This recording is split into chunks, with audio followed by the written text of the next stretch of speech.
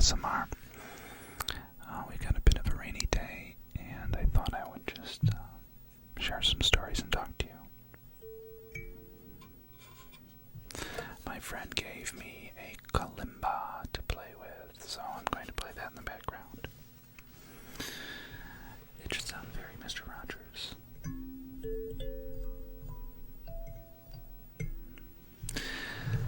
So I was thinking about topics to talk about when I was chatting with you tonight.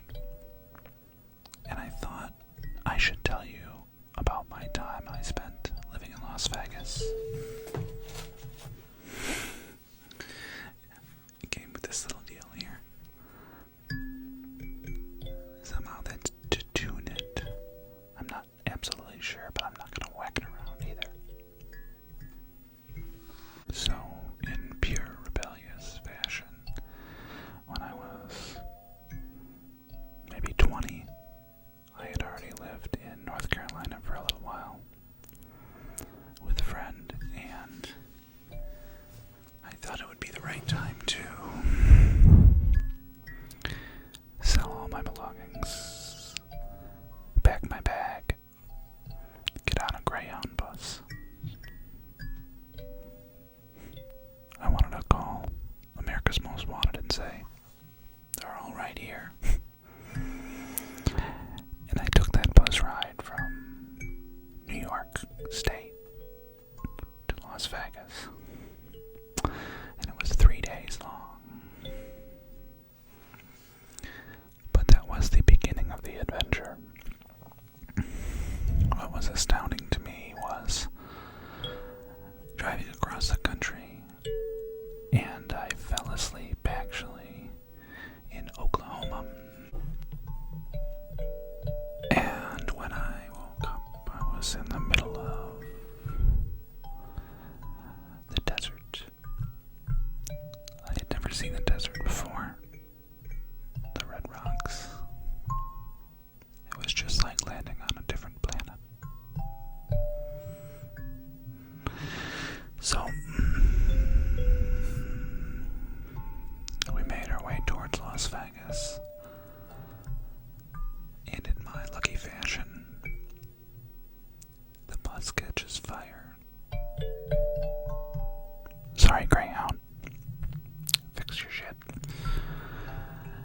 We all were then evacuated out onto the side of the highway in Gallup, New Mexico, where we had to wait for another bus to pick us up.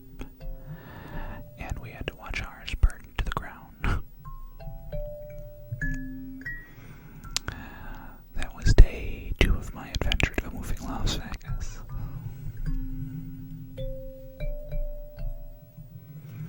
I didn't really have a plan. I had a few dollars, and I had Craigslist on my phone, and that's exactly what I used to find an apartment, well, a room.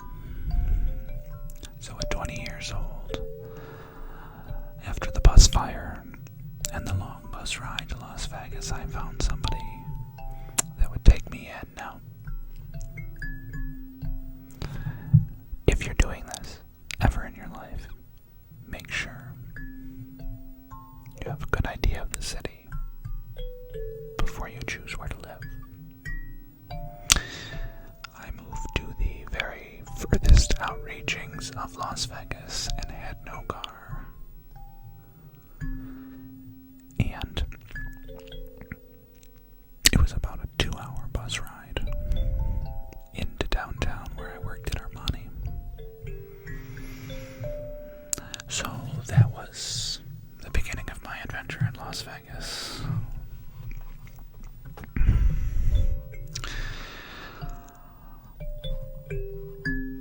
I was very fortunate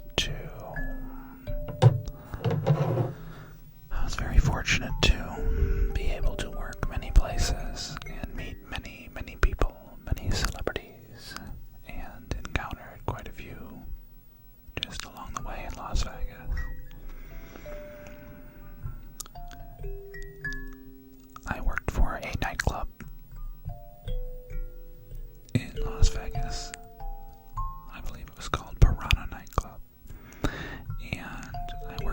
way up to be their VIP host.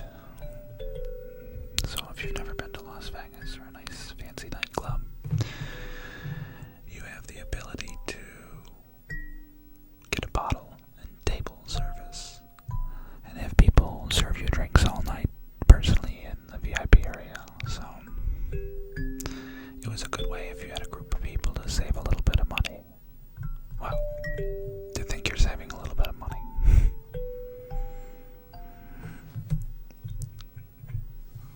We had Mariah Carey. We had Janet Jackson.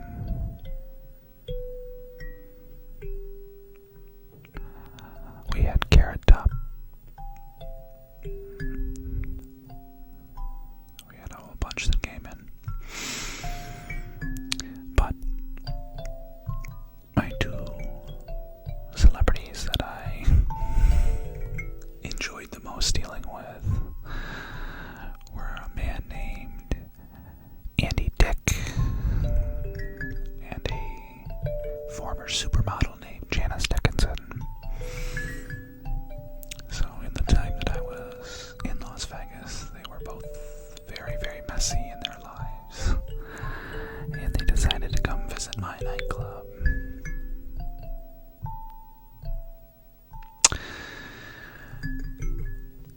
So, after Janice numerous times tried to make out with me and my entire staff, in which she succeeded,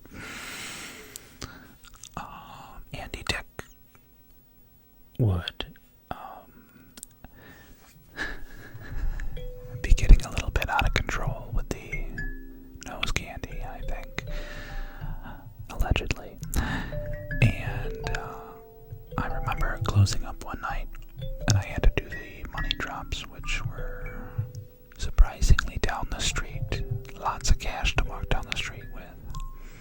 Well, anyway, as I closed up for the night, there was a man sitting on the side of the other building across the way, chatting to himself. And normally in Las Vegas, I pay no mind to that. I'm a New Yorker. But lo and behold, it was Andy Dick. So at that point, there wasn't Uber yet in Las Vegas. So I thought, I guess I would bring Andy Dick home, wherever he lived. I could have just thrown him in a taxi, but I didn't want him to get hurt or whatnot. Well, so he doesn't live in Las Vegas, but I was able to drop him off at the Caesars Palace valet and kindly ask them to handle it because I no longer could. One of my favorite celebrity encounters. My friend worked marketing for Caesars Palace, and so any of the shows that would come through, we would get to see. And Elton John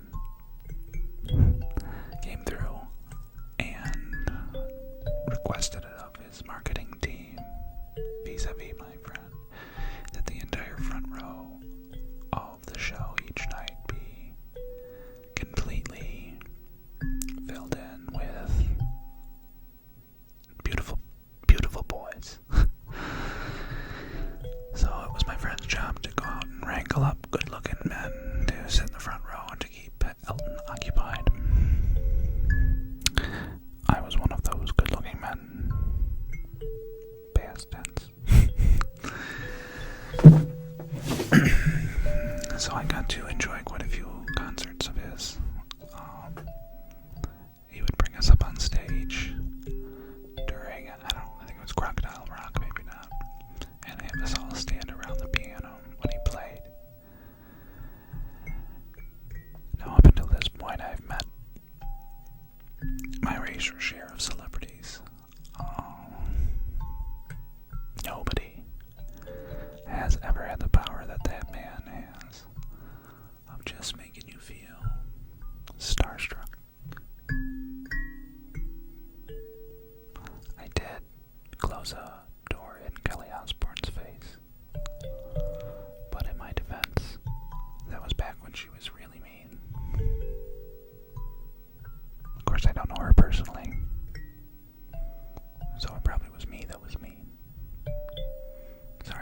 was born.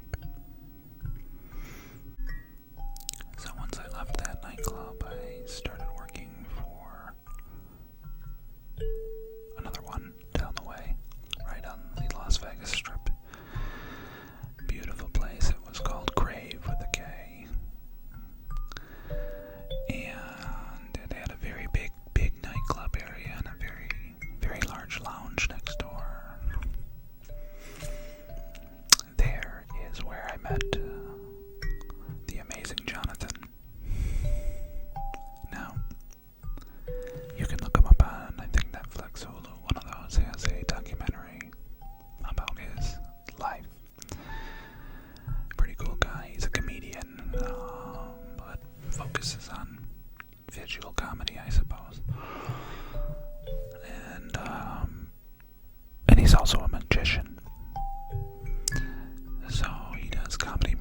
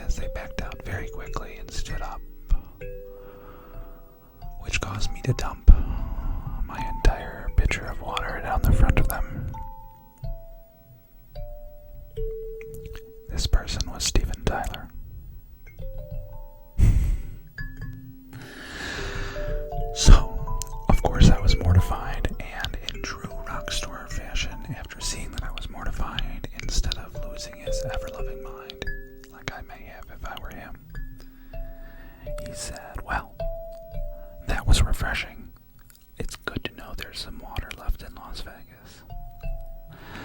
Walked out the door, walked to the stadium, arena, and played the show soaking wet. So, that's my Steven Tyler story. If I ever see that little old lady in person, I will have to apologize again.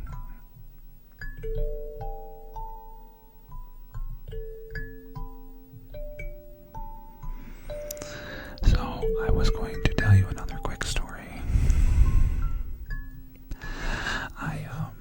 There's a lot of tourists, and specifically Asian tourists, and they would come in and use tour guides to help them around the city. Now, these tour guides would have, I'm trying to look for something, I don't even have anything, so they would have this stick that looked nothing like scissors, and they would hold it up in the air, and it would spin around and shine bright colors and be flashy, so that they would know where to go with the group. If the group got looking at things or taking pictures or invading personal space of most of the people in Las Vegas, then they could look up and see that their tour guide was not far. Well, the thing is those particular lighted spinny deals, well, you can get them right there at the corner store. So I purchased one. Now, my nightclub that I worked for backed up right on the Miracle Mile shops. I don't know what they're called now, but that's what they were in the Planet Hollywood casino. And you can pop out the back right in there. The tour groups were being exceptionally trying on my nerves one day, so I decided to grab my little Smitty doohickey, and I waited till the tour guide manager was not paying attention to one of his groups, and I flung that baby in the air, and I walked them 3/4 of a mile down the strip to the Venetian. I brought them inside. I put down my light. I walked through a back door, out the side of the building, and back to my nightclub. Sometimes the funny little tricks you play are the easiest to keep you getting by. Now, I'm sure that they probably could figure out their way around. They were all adults. But if you have ever dealt with large groups of tourists, especially when they're struggling with the language, it's very trying.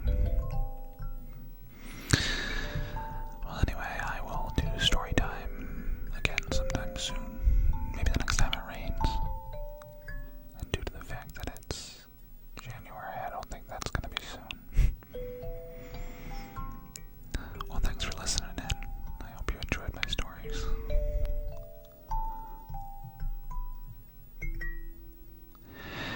And as always, if you haven't subscribed, please do. Mark the bell notification so you can hear every time I have something to say.